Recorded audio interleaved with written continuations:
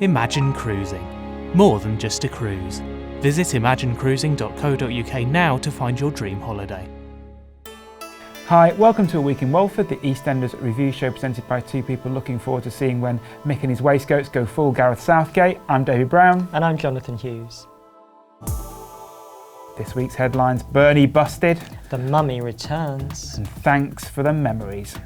Okay, well, we seem to be getting the story of Oliver Twist filtered through Life in Albert Square with Bernie Taylor as Oliver. Yeah, don't you think? It's like a contemporary retelling of Oliver Twist with like a millennial edge. Yes, I half expect them to like burst into R&B hip-hoppy rap songs or something. But yeah, this is Oliver Twist. So we've got Evie as sort of Fagin-y / Bill Sikes. She's both of them together, isn't she? Yeah, she's conflated. So she's kind of in charge of this gaggle of kids who she's like, using to carry out these crimes. We've got little Rat, who is the Artful Dodger. That's right. Or a young Zammo from Grange Hill. And Tiffany is a young Nancy, isn't she? Yes, kind of a young Nancy. She looks like Nancy in the movie. I don't know if anyone else, the red hair and everything. Yeah, most definitely. And poor Bernie, that makes Bernie Oliver. Yeah, but will Bernie come good in the end? Will she kind of save the day?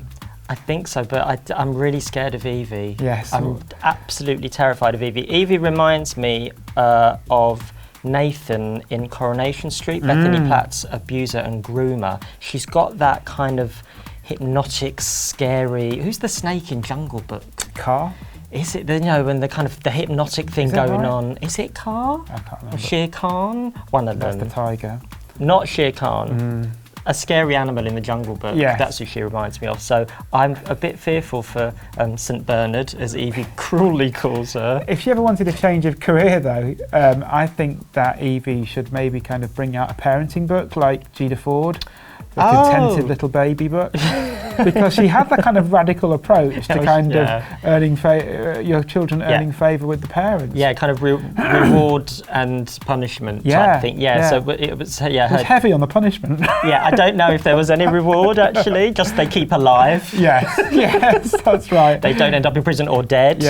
So parenting made Evie. Yeah, parenting made Evie. Perhaps you could call it like that. So she kind of advised on how to keep your kids under control. Just keep them here. Lesson one: give them a really horrible name.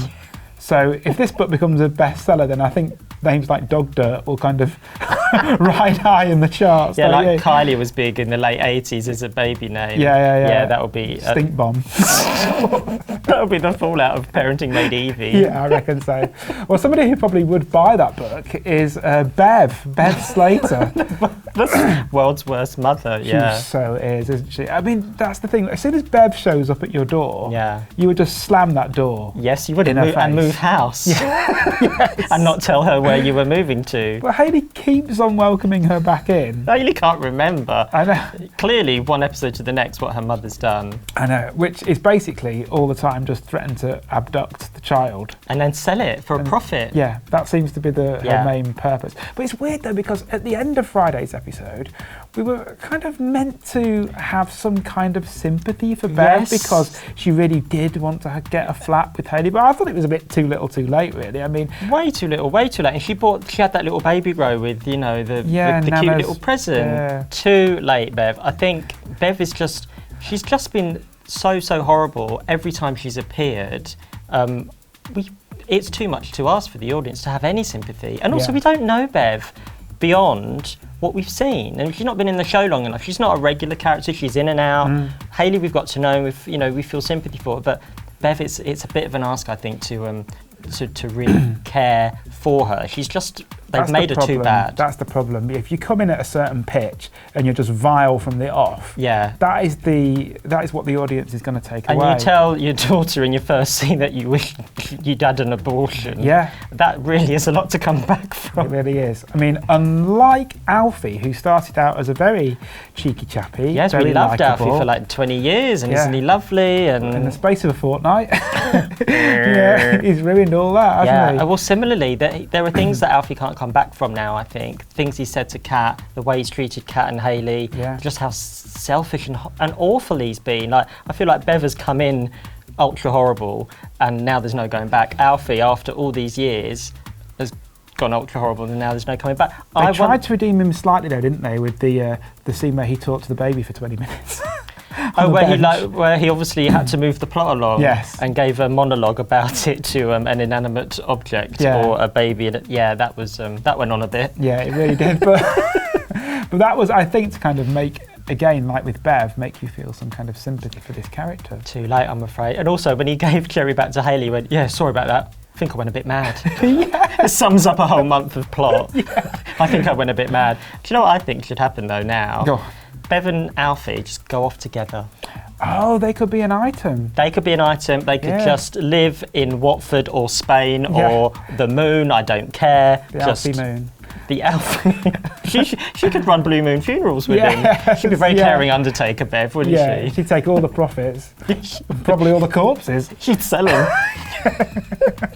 I wouldn't have thought that was beyond the realms of possibility. Absolutely not. That's a spin-off or a podcast waiting to happen. Yes, but But one character we do hope sticks around is Rainey, who was seen buckling under the pressure this week, collapsing in shock scenes. Yes. Now, what do we think is going on with Rainey? I think that being a bit anemic is a waste of a good collapse, don't you? I think there's more going on here. And we didn't see Rainey get told anything by the doctors, did we? Am I right in thinking that? That was the story she came back with, that she was anemic. So nothing to worry about. Nothing to worry about. It's fine. Yeah, let's move on. Yeah. Now, I think two things. Either Rainey's pregnant. By Jack.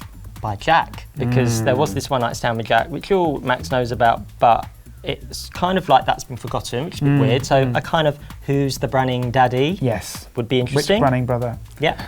Is it going to be? I think that might be it. Or I got the impression she really liked the attention that Max was giving her when she'd collapsed. So almost like a Munchausen's thing, you know, like attention, kind of craving that kind of care, because it's something that she's not really had much of in her life. She just needs to be loved. Her mum and stuff. Yeah.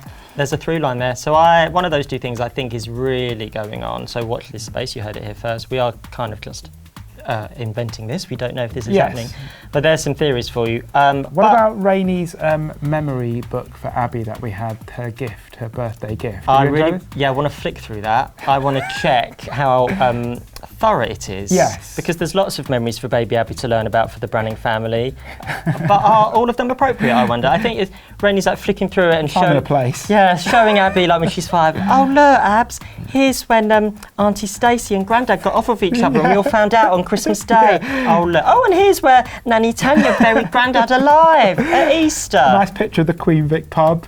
Oh look, there's the roof where Uncle Bradley and your mum and Grandad as well. Grandad and Auntie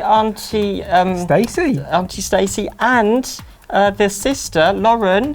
They all either fell off or nearly fell off the bit. We'll take you there for a little visit. I mean, memory book I know. For that family. No memory book. Lose your memory book, frankly. She probably just distracted from the fact that she was on crack for a while. Oh yeah, right. Well, I think there's another memory book, like for when she's 18. Yes. Like, the post-watershed memory book. A crack pipe kind of like sellotaped onto the page. The picture of Phil. Good times. Anyway, we'll be back in 7 days' time to find out whether Rainey's staring at the results of a pregnancy test. We'll be back with another week in Walford. Escape the drama with Imagine Cruising. Visit imaginecruising.co.uk now to find your dream holiday.